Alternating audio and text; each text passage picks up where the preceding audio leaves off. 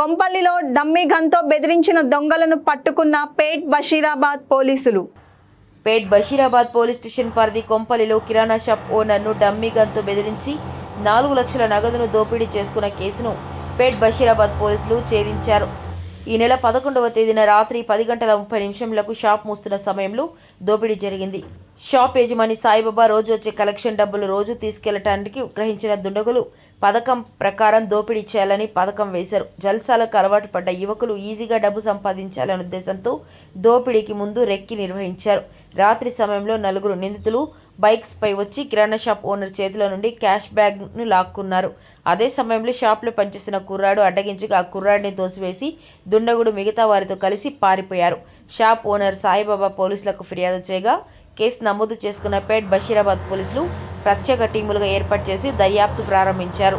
CC కెమెరాల ఆధారంగా రాజస్థాన్కు చెందిన ముఠా గుర్తించి 4 నిందితులను పోలీసులు అదుపులోకి తీసుకున్నారు. ఈ నెల 11వ తారీఖున రాత్రి 10:36 సమయంలో కొంపల్లిలో సాయిబాబా అనే వ్యక్తి కిరాణా షాప్ బంద్ చేసుకొని ఇంటికి పోదాం అనుకున్న సమయంలో ఒక వ్యక్తి హెల్మెట్ పెట్టుకొని వచ్చి ఆయన్ను ఒక బొమ్మ పిస్టల్ లాంటిది చూపించి బెదిరించి బ్యాగ్ లాక్కొని వెళ్ళిపోయాడు. ఇమ్మీడియట్లీ మాకు డైల్ 100 కాల్ వచ్చింది. ఇమ్మీడియట్లీ ఆఫీసర్లు మా డీసీపీ సార్తో సహా కోటిరెడ్డి సార్ డీసీపీ సార్తో సహా అందరం విజిట్ చేశాము. అక్కడ 4 లక్షల రూపాయలు క్యాష్ బలవంతంగా లాక్కొని పోయినారు బ్యాగ్తో సహా అని చెప్పి కంప్లైంట్ ఇచ్చారు. ఈ కంప్లైంట్ పైన డీసీపీ గారు 4 ఇన్స్పెక్టర్లతో ఒక స్పెషల్ టీం ఫామ్ చేశారు.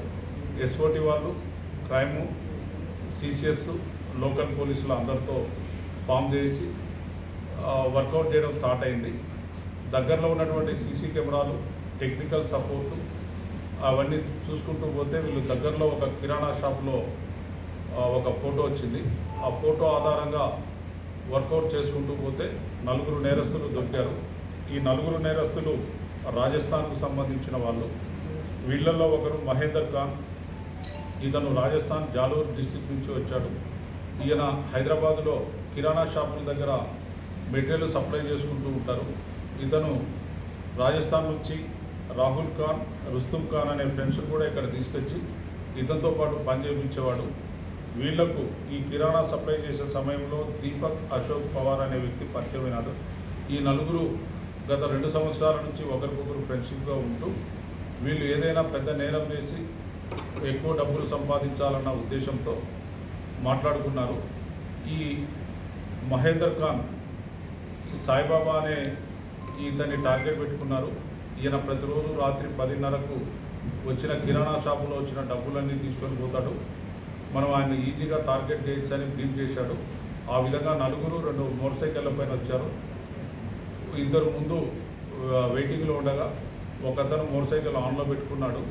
ఎప్పుడైతే ఈయన బ్యాగు టేబుల్ పైన పెట్టి లైట్లు ఆఫ్ చేస్తున్నాడో రెడీ అయినాడన్న ఉద్దేశంతో వచ్చి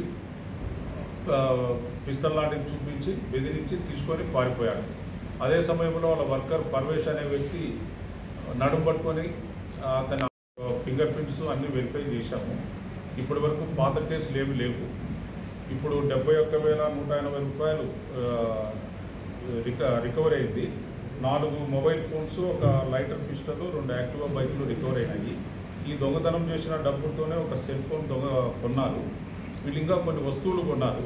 పోలీస్ కస్టడీకి తీసుకొని ఇవి ఏమేమి కొన్నారనేది రికవర్ చేస్తాం. ఈ పిస్తల్ ఎక్కడి నుంచి వాళ్ళు స్వాధీనం చేసుకుంటారు? ఈ పిస్తలు రాహుల్ ఖాన్ అనే వ్యక్తి ఆగ్రాలో కొని దగ్గర పెట్టుకున్నాడు. అది మహేందర్ ఖాన్కి ఇచ్చాడు. దీనికి మొత్తం ప్లాన్ చేసింది మహేందర్ ఖాన్. ఈ మహేందర్ ఖాన్ జాలోర్ డిస్టిక్, రాజస్థాన్ డిస్టిక్, హైదరాబాద్లో షాపూర్లో ఉంటాడు. ఉండి కిరాణా షాపులకు టీ పొడి, సిగరెట్లు ఇవి సప్లై చేస్తూ ఉంటాడు. అట్లా కిరాణా షాపుల్లో ఏం జరుగుతూ ఉంది అనేది నాకు మంచి ఐడియా ఉంది. ఈ కిరాణా షాప్కి ఇంతకుముందు సప్లై చేశాడు సార్? ఈయన రెగ్యులర్గా కిరాణా షాప్కు సప్లై చేస్తాడు.